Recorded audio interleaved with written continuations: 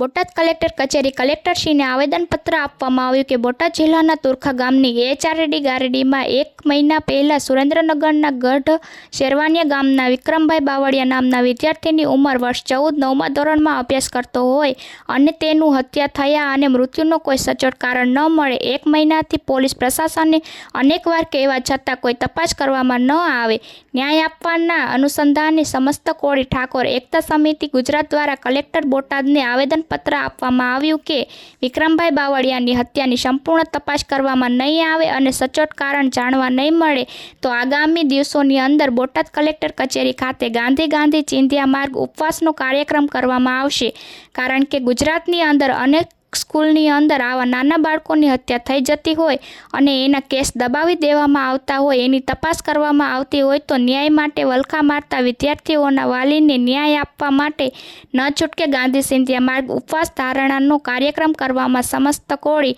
ઠાકોર એકતા સમિતિના કન્વીનર રમેશભાઈ મેર મુકેશભાઈ રાજપરા પરસોત્તમભાઈ રાઠોડ રસિકભાઈ રોજાસરા ગોરધનભાઈ તાવિયા ભગીરથભાઈ વલાણી તેમજ અસંખ્ય આગેવાનો હાજર રહ્યા।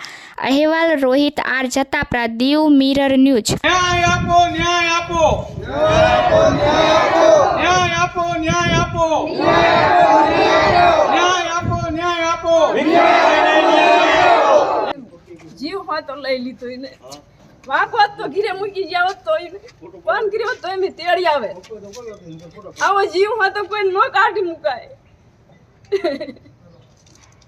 સામાજિક આગેવાન અને સમસ્ત ઠાકોર કોળી એકતા સમિતિ કન્વીનર રમેશભાઈ, જે કલેક્ટરને આવેદન આપ્યું છે શું વિગત શું છે?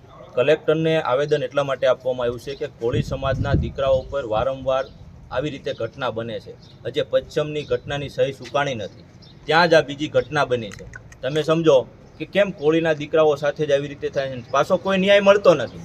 ત્યારે ભરતભાઈ, એમના વિક્રમભાઈના પપ્પા ભરતભાઈ 1.5 મહિનાથી સતત ને સતત આખા પ્રશાસન સામે ન્યાય માટે બુહાર લગાઈ રહી છે, પણ ક્યાંક ને ક્યાંક તપાસના નામે ઢીંડક ચલાવવામાં આવતું હોય એવું લાગે છે। ત્યારે આજે સમગ્ર અમારી ટીમ, મુકેશભાઈ રાજપરા હોય, પરસોત્તમભાઈ રાઠોડ હોય અને આખી અમારી ટીમ સાથે ભરતભાઈને ન્યાય માટે અમે કલેક્ટરને આવેદન આપી અને એ બાબતની ચોક્કસતાથી તપાસ થાય અને જે કોઈ દૂધનું દૂધ અને પાણીનું પાણી થાય એના માટે અમે કલેક્ટરશ્રીને આવેદન આપી અને એસપી એમના દ્વારા એસપી સાહેબને પણ અમે જાણ કરી છે કે ભાઈ તાત્કાલિક અસરથી આની તપાસ થાય અને અમારા જે વિક્રમભાઈની હત્યા થઈ છે એનો યોગ્ય ન્યાય મળે એવી અમારી લાગણી અને માગણી છે। જો ટૂંક સમયમાં 1 વીકમાં જો આની યોગ્ય ન્યાય અને યોગ્ય તપાસ નહીં થાય તો આ સમિતિ અને એમના પરિવાર દ્વારા અહીંયા ધરણા પ્રદર્શન કરવાનું અમે અહીંથી જાહેર કરીએ છીએ।